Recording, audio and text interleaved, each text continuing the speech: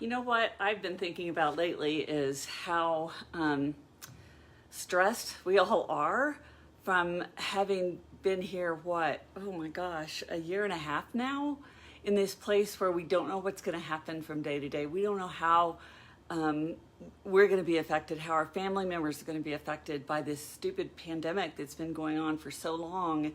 And I know we're all so tired of thinking about it, listening to information about it, worrying about it, being concerned for people that we love, and feeling like we have to do everything we can to keep ourselves safe, and struggling with whether to get the vaccine or not, whether to mask up or not, whether we should go to events or not, whether it's okay for us to gather with people that we care about, whether it's okay to go to concerts or to football games, and when we see people in masses at the football games, and how it feels to see all of that and not feel like maybe we're safe going, or worrying about all those people that are going and what's going to happen to them.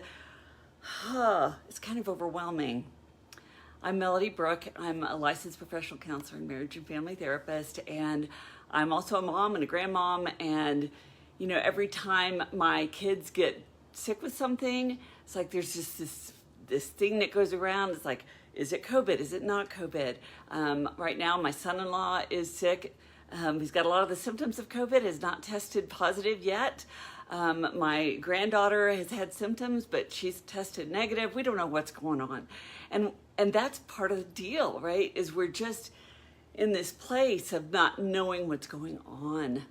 And the truth is, as human beings, we don't like that. We don't like that sense that we can't control things. And there's nothing about this that we can control. It's kind of painful, but that's the truth. And I hear people not taking it seriously, or acting like it's just like the flu and all that stuff that people go down that train track of. And it kind of blows my mind, just because I have had so many clients who've lost parents and siblings and other people, cousins, aunts, uncles in their lives, and are having to deal with the impact of that. I've had multiple clients who've had multiple family members that have died, not just gotten really sick and dealt with all that crazy stress, but also just the reality that a large portion of the people that are unvaccinated that get it now, they die. And it's scary. And it's also something that, it feels like we're walking around with Russian roulette. We don't know when we go out somewhere, is that bullet going to hit us? Now, it may not be a serious hit. It may just, be a flesh wound, or it may not. We don't know. And that's the part of it that makes it feel so stressful. And I think all of us have just lived in this intensely stressful environment for so long. And even I think those people who are denying it and who act like it's nothing, I think they know in the back of their minds that it really is a dangerous thing. I mean, we're at this place where really healthy people are dying, and we don't know what the difference is between, yes, there are some people obviously that are high risk. Those people have immune issues, who are elderly, who have cancer or whatever, and those people are really high risk. But then there's, people who are health nuts, who really took care of themselves, who are also ending up in the hospital and dying, and we can't predict it. And that sense of being helpless and out of control and not having much ability to do anything to keep ourselves totally safe, it's a lot for human beings to deal with, because we just feel so much more comfortable when we feel like we're in control, or at the very least that we have some sense that we can manage things. And this, there's not a lot we can do to manage what's happening, and we certainly can't control what other people are going to do. And that desire to control other people tends to spark a lot of anger, and then we see all these really intense conflicts going on, and people being really ugly to people who are ill, perhaps. Someone told me today that someone they knew was not vaccinated and got COVID, was actually being attacked because they had COVID, which of course is, I mean, I understand it in some ways, but at the same time, this is a person who is now ill, going into the hospital, and rather than support, they're getting attacks, and that doesn't make any sense either, right? So for us to be more compassionate for each other is I think part of what we're striving for here, right? Because there has been a lot of misinformation, and there is a lot of stuff out there that is confusing and perhaps misleading, and I can understand why people would get to the place where they don't believe that the vaccine is right for them. I get it. And yet, I also know it's the only way we can get control over this mess is to have the majority of us vaccinated, because the reinfection rate is really being driven by the places where the vaccination rate is low. So we're in this double bind, that we want it and we don't want to make people, we don't force people. That's, not the democratic way. That's not the American way. And yet there's where the danger lies, is in these people who don't see it as an important thing to get themselves vaccinated. So, I can see why all of that would just keep everybody stirred up, right? Because even those people who are not vaccinated feel like they have to be on the defense all the time, right? Because they feel like they're going to be attacked for choosing not to protect us, for not wearing masks, for not getting a vaccine. And the rest of us feel all defensive and reactive because we're not being protected by these people who can't see the benefits of the vaccine. So all of us get thrown into this overwhelming sense of having to be on guard all the time. And that is not good for our nervous systems. It's not good for our immune systems either, right? So being conscious of that, I think we have to be really conscious of the impact of sort of 18 months of this collective trauma, and whether we are, taking it all seriously or not, the impact of it continues to daily have an effect on our lives. There are still, lots of hospitals around the country that are full up, and they're on emergency protocols because they don't have room to take people into the ER for normal things like heart attacks and automobile accidents because they're so full of COVID patients. So all of that kind of puts us in this collective space of feeling stressed. And what does stress mean? Stress means feeling threatened. So everybody's kind of on edge right now, and we're all in this place of really needing to pull together when we also sort of feel reactive and unsafe when we're together, right? Just the way to cope with that, I think, is to try to be empathetic, not only for those of us who are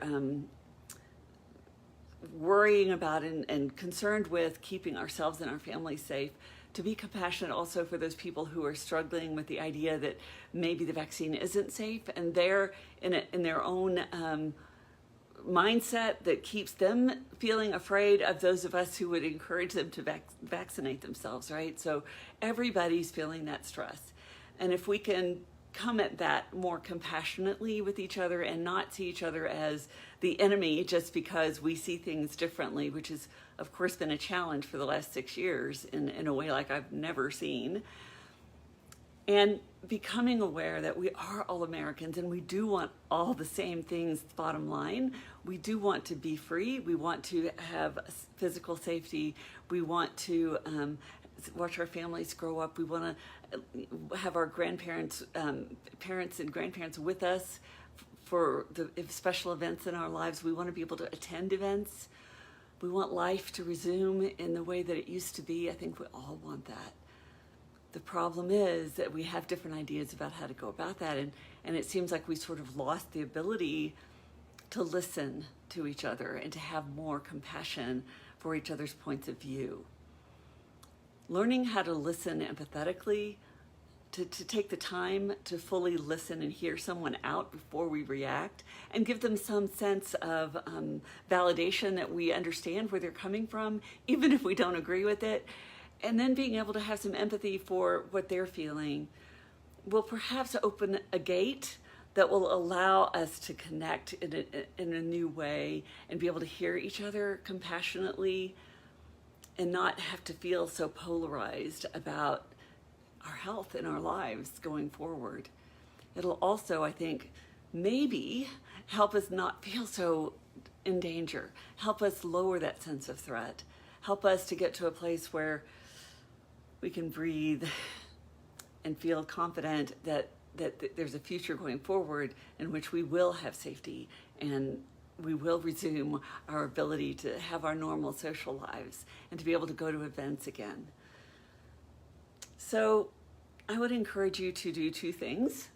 One is when you feel that rage come up about whatever position someone else has, to take 3 full deep breaths.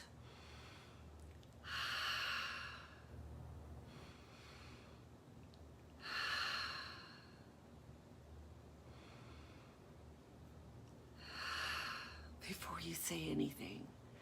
And practice mindfulness throughout your day, because all of us are under so much stress right now that using mindfulness, what that actually does is it gets your new brain back on board. Because I've talked before about this old brain, this reactive reptilian brain, lizard brain, where that fight, flight, freeze, survival reflex lives, and that midbrain where the mammalian brain, the emotional brain lives, and then our new brain where our logical thought and our ability to solve problems and listen and be available to other people is all up here.